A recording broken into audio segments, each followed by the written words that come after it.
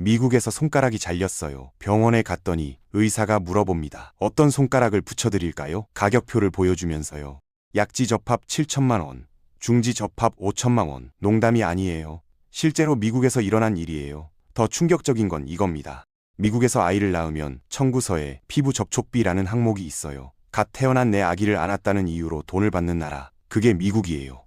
그런데 진짜 무서운 건 이 숫자가 아니에요. 이 미친 시스템 뒤에 숨겨진 진짜 이야기를 알면 여러분 생각이 완전히 달라질 겁니다. 왜냐하면 미국인들은 이 돈을 진짜로 다 내지 않거든요. 그리고 어떤 면에서는 한국보다 나은 부분도 있어요. 믿기 어렵죠? 오늘 그 비밀을 전부 풀어드릴게요. 먼저 이 말도 안 되는 시스템이 어쩌다 만들어졌는지부터 봐야 하는데, 역사를 들여다보면 생각보다 기막힌 사연이 있거든요. 사실 미국이 원래부터 이랬던 건 아니에요. 산업화 시대에 전 세계가 노동자 복지 문제로 고민하기 시작했을 때 미국도 예외는 아니었고, 1935년에 사회보장법이라는 걸 세계 최초로 만들 정도로 오히려 선두주자였어요. 그때까지만 해도 미국이 다른 선진국보다 뒤처질 거라고 생각한 사람은 거의 없었을 거예요. 전환점이 된 건 제2차 세계대전 직후였는데, 전쟁이 끝나고 경기가 폭발적으로 좋아지면서 기업들이 사람 구하기 전쟁을 벌이기 시작했거든요. 연봉 올려주면서 인재를 빼가니까 정부가 나서서 임금 인상을 제한했고, 그러자 기업들이 꼼수를 부리기 시작한 거죠. 직접 월급은 못 올려주니까 대신 건강보험을 들어주겠다고 한 건데, 직원 입장에선 매달 나가는 의료비가 줄어드니 실질적으로 연봉이 오른 셈이잖아요. 이게 바로 직장보험이라는 개념의 시작이에요. 1960년대에 들어서면서 존슨 대통령이 노인층을 위한 메디케어, 저소득층을 위한 메디케이드를 도입했고, 미국도 점차 국가주도 의료 쪽으로 방향을 잡아가는 듯 했어요. 그런데 베트남전이 터지면서 상황이 완전히 뒤집혔는데, 막대한 전쟁 비용에 허덕이던 닉슨 정부가 기존 프로그램은 그대로 두되 그 외 영역은 민간 보험사에 맡기는 방향으로 정책을 급선회한 거예요. 이 순간이 결정적이었어요. 보험회사, 제약사, 병원이 서로 얽히면서 오늘날의 복잡한 이해관계 구조가 자리 잡기 시작한 거거든요. 자, 그럼 이 역사적 배경을 알았으니 이제 본격적으로 현재의 미국 병원비 구조를 파헤쳐 볼게요. 인터넷에 돌아다니는 충격적인 청구서들 있잖아요. 체온만 쟀는데 10만 원이 넘었다. 구급차에서 의식이 돌아와서 뛰어내렸다. 의사 앞에서 울었더니 감정 상담비가 추가됐다. 이런 말도 안 되는 에피소드들이 웃기면서도 무서운 이유가 있어요. 핵심부터 말씀드리면, 우리가 보는 그 어마어마한 금액은 시작 가격일 뿐이고 진짜 내는 돈이 아니라는 거예요. 이걸 이해하려면 미국 의료 시스템의 독특한 협상 문화를 알아야 하는데, 병원은 일부러 가격을 높게 불러요. 왜냐하면 보험사랑 깎기 위한 출발선이거든요. 병원이 $800를 적어내면 보험사가 우리랑 계약한 병원이니까 $200만 내세요 라고 환자한테 알려주는 식이고, 환자 입장에선 보험사 덕분에 $600를 아낀 기분이 들죠. 보험사는 이걸 마케팅에 활용해서 우리 보험 덕분에 이망저학했습니다 라고 광고하고요. 이 줄다리기가 수십 년째 반복되다 보니 최초 청구 금액 자체가 비현실적으로 뻥튀기 된 거예요. 한국 건강보험 시스템이랑 비교해보면 좀 감이 올 텐데, 한국도 병원 영수증을 자세히 보면 전체 진료비는 꽤 큰 금액이 찍혀 있지만 건강보험이 대부분을 부담하고 우리가 실제로 지갑에서 꺼내는 건 일부분만이잖아요. 미국도 원리는 같은데, 다만 한국은 국가가 운영하는 단일 보험 체계인 반면 미국은 민간보험사 수백 곳이 제각각 다른 규정으로 움직인다는 게 근본적인 차이점이에요. 여기서 미국 보험의 핵심 개념 하나를 짚어야 하는데, 바로 연간 본인 부담 상한액이라는 거예요. 보험마다 차이가 있지만 대체로 1년에 수백만 원에서 1,000만 원 사이로 설정되어 있고, 한 해 동안 환자가 부담하는 의료비가 이 한도에 도달하면 그 이후로 발생하는 모든 비용은 보험사가 전액 떠안아요. 아까 인터넷에서 본 출산 비용 수억 원 청구서도 실제로 그 가정이 낸 돈은 600만 원 정도였다고 하는데, 상한액이 작동한 덕분이에요. 그럼 실제로 미국 사람들의 보험 가입 현황은 어떨까 하면, 현재 기준으로 인구 100명 중 약 92명이 어떤 형태로든 의료보험에 가입되어 있어요. 절반 넘게가 직장에서 보험을 제공받고 있고, 나머지는 국가 프로그램이나 개인 보험으로 커버되고 있는데, 메디케어는 65세 이상 노인분들을 위한 국가 프로그램이고, 메디케이드는 경제적 여유가 없는 분들을 지원하는 제도예요. 아무런 보험도 없는 사람은 100명 중 8명 수준이에요. 생각보다 적죠? 그러면 왜 병원비 때문에 파산한다는 뉴스가 그렇게 많은 걸까요? 여기엔 보험이 있어도 발생하는 여러 함정들이 숨어 있거든요. 보험의 품질이 천차만별이라 보험료가 저렴한 상품일수록 커버 범위가 좁고 환자가 직접 부담해야 하는 비율이 높아지고, 미국은 주치의 체계라서 전문의를 만나려면 먼저 주치의의 의뢰를 받아야 하는데 이 절차가 많이 잡아먹어서 참다 못해 응급실로 달려가면 비용이 폭발적으로 뛰죠. 가장 치명적인 건 직장과 보험이 연결되어 있다는 점인데 큰 병에 걸려서 일을 못하게 되면 직장을 잃고 직장을 잃으면 보험도 날아가는 거예요. 가장 보험이 필요한 순간에 보험이 사라지는 아이러니가 벌어지는 겁니다. 여기서 흥미로운 통계 하나 알려드릴게요. 의료비로 인해 가계가 파탄나는 비율을 국가별로 비교한 데이터가 있는데 놀랍게도 한국이 100가구 중 약 4가구인 반면 미국은 100가구 중 2가구 수준이에요. 한국이 더 높다니 의외죠? 이게 가능한 이유가 바로 그 연간 상한액 시스템 덕분인데 한국은 건강보험이 잘 되어 있지만 비급여 항목이 꽤 많아서 중증 질환에 걸리면 보험밖에 비용이 눈덩이처럼 불어나는 경우가 있거든요. 자, 이제 좀 더 깊이 들어가 볼게요. 대체 왜 미국 의료비 자체가 이렇게 높은 걸까요? 청구서 뻥튀기만이 원인은 아니에요. 구조적인 문제가 겹겹이 쌓여 있는데 우선 행정비용이 어마어마해요. 보험사가 수백 개인데 각자 다른 양식, 다른 규정으로 운영하니까 병원마다 보험 청구만 담당하는 사무 인력이 수천 명 단위로 필요하고 병상 900개짜리 병원에 행정직원이 1,500명이 넘는 경우도 드물지 않아요. 이 인건비가 고스란히 의료비에 반영되는 거죠. 여기에 미국 의사들의 보수도 세계 최고 수준이고 의료 소송이 워낙 빈번하다 보니 병원들이 천문학적인 배상보험료를 매년 납부해야 하는데 이 비용도 결국 환자에게 전가되는 구조예요.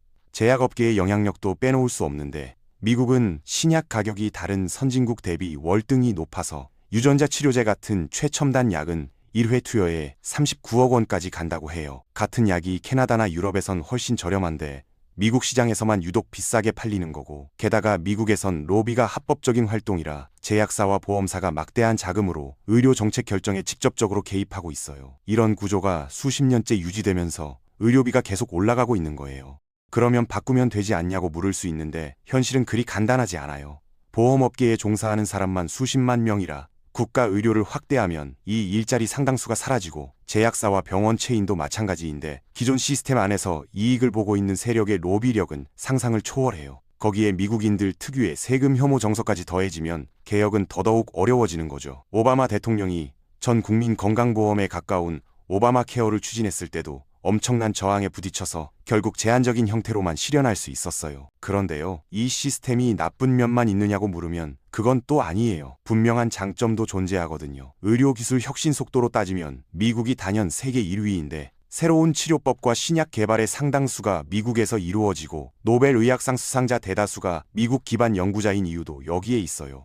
왜 그런 걸까? 돈이 몰리기 때문이에요. 높은 의료 수가가 병원의 막대한 수익으로 이어지고 그 수익이 연구개발에 투입되면서 의료기술이 빠르게 발전하는 선순환이 작동하는 거예요. 서비스 품질 면에서도 돈을 지불할 능력이 있다면 미국은 최상급인데 대부분 1인이고 최신 의료 장비를 갖추고 있고 일회용 의료기기를 폭넓게 사용해요. 의사가 환자 한 명에게 할애하는 진료 시간도 상당히 긴데 한국에서 외래 진료 받으면 의사 얼굴 5분 보기도 힘들잖아요. 미국은 예약제여서 의사가 한 환자에게 충분한 시간을 쏟거든요. 입원 중에도 의사가 하루에 여러 차례 방문해서 상세하게 상태를 설명해주는 경우가 많다고 해요.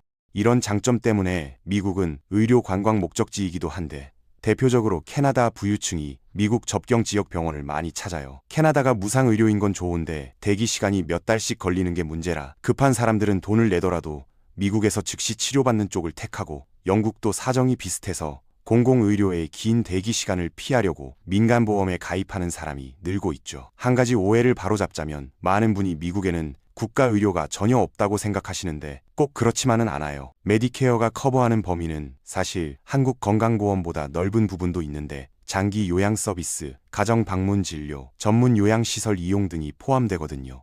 메디케이드는 저소득층에게 거의 무상에 가까운 의료 혜택을 제공하고요. 그래서 역설적으로 미국에서 의료 접근성이 가장 떨어지는 건 부자도 빈곤층도 아닌 중산층이에요. 중산층이 왜 가장 힘드냐면 메디케이드를 받을 만큼 소득이 낮지도 않고 고급 보험에 가입할 만큼 여유롭지도 않은 어중간한 위치에 놓여 있기 때문인데 특히 자영업자들이 여기에 해당해요. 직장보험이 없으니 본인 돈으로 보험을 사야 하는데 부담이 되니까 저렴하고 커버 범위가 좁은 보험을 선택하거나 아예 가입을 안 하는 거예요. 이런 사람이 갑자기 아프면 진짜 위기가 닥치는 거죠.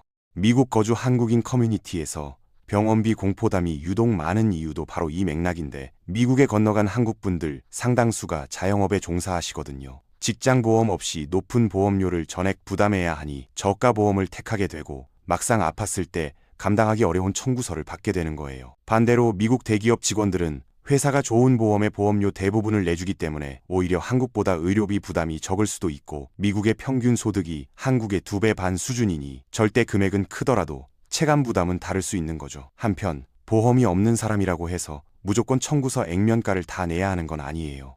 병원에 직접 연락해서 가격 조정을 요청하면 상당폭으로 깎아주는 사례가 많은데 병원 입장에서도 높은 금액을 고집해서 한 푼도 못 받는 것보다는 할인해서라도 수금하는 편이 이득이니까요. 실제로 청구서에 보험 미가입자는 전화 주시면 조정해드립니다 라고 대놓고 적혀 있는 경우도 있고 깎아도 여전히 만만치 않은 금액이긴 하지만 처음 숫자 그대로 내는 건 아닌 경우가 훨씬 많다는 거예요.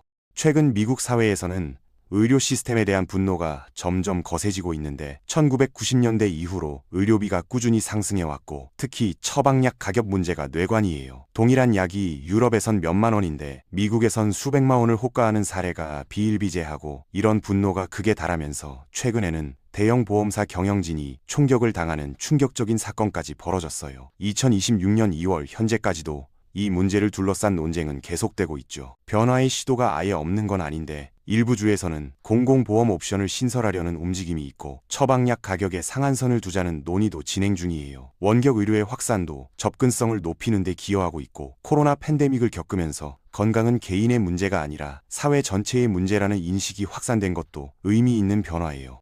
특히 젊은 세대일수록 공공의료 확대에 우호적인 시선을 보내고 있어서 10년, 20년 뒤에는 풍경이 꽤 달라져 있을 수도 있어요. 이제 시선을 한국으로 돌려보면 우리나라 건강보험 시스템은 전 세계적으로 봐도 정말 대단한 제도예요. 외국에서 한국에 온 분들이 가장 감탄하는 것 중 하나가 바로 병원 접근성인데 아무 때나 병원에 가서 빠르게 진료받고 합리적인 비용으로 치료받을 수 있다는 게 그분들에게는 놀라운 경험이라는 거예요. 물론 우리 시스템도 완벽하진 않아서 비급여 항목 문제, 의료진의 열악한 근무 환경, 상대적으로 낮은 보수 등 풀어야 할 숙제가 산적해 있지만 국민 누구나 기본적인 의료 서비스에 접근할 수 있다는 점에서 세계 최고 수준이라는 건 부정하기 어려워요. 미국과 한국의 의료 시스템은 서로 다른 철학에서 출발했는데 미국은 시장 경쟁이 더 나은 서비스를 만들어낼 거라는 신념으로 민간 중심 체계를 택해서 기술 혁신에서는 놀라운 성과를 냈지만 형평성에서는 큰 격차가 생겼고 한국은 모든 국민의 기본적인 건강권을 보장한다는 원칙에서 출발해서 접근성은 뛰어나지만 첨단 의료 도입이나 의료진 처우 면에서는 과제가 남아있죠. 흥미로운 건 두 나라가 서로에게서 배우려 한다는 점인데 미국은 한국식 보편적 의료 보장을 연구하고 있고 한국은 미국의 의료 기술력과 서비스 품질을 벤치마킹하고 있어요. 한국에서 주치의 제도를 도입하려는 시도가 미국 시스템을 참고한 거고 미국에서 공공 옵션을 확대하려는 흐름은 한국 같은 국가들의 성과를 의식한 거예요. 정리해 볼게요. 미국 병원비는 겉보기만큼 단순한 문제가 아니에요. 청구서 숫자는 천문학적이지만 실제 지불액은 전혀 다르고 보험 종류에 따라 경험이 극단적으로 갈려요. 좋은 보험과 경제적 여유가 있으면 세계 최고 수준의 의료를 누릴 수 있지만 그렇지 못한 사람에겐 기본적인 치료마저 부담인 시스템이고 이 극명한 양극화가 미국 의료의 현주소예요. 다만 한 가지 확실한 건 아플 때 치료받을 수 있어야 한다는 것, 그리고 경제적 이유로 치료를 포기해서는 안 된다는 거예요. 한국에 살면서 감기 걸리면 바로 동네 병원 가고 건강검진 받고 큰 수술을 해도 경제적 파탄을 걱정하지 않아도 되는 건 전 세계적으로 보면 굉장히 드문 특권인데 너무 익숙해서 잊기 쉽지만 기본 골격 자체가 잘 설계되어 있다는 건 자부심을 가져도 되는 부분이에요. 여러분은 어떻게 생각하세요? 시장의 경쟁을 통해 의료의 질을 끌어올리는 게 맞을까요? 아니면 국가가 나서서 모두에게 고르게 혜택이 돌아가도록 하는 게 맞을까요? 정해진 답은 없어요. 중요한 건 각 방식의 장단점을 제대로 이해하고 더 나은 방향으로 함께 고민하는 거겠죠. 오늘 영상이 유익하셨다면 좋아요와 구독 부탁드려요. 이 주제에 대한 여러분만의 경험이나 의견이 있다면 댓글로 편하게 남겨주세요. 그럼 다음 영상에서 또 흥미로운 이야기로 찾아올게요. 시청해주셔서 감사합니다.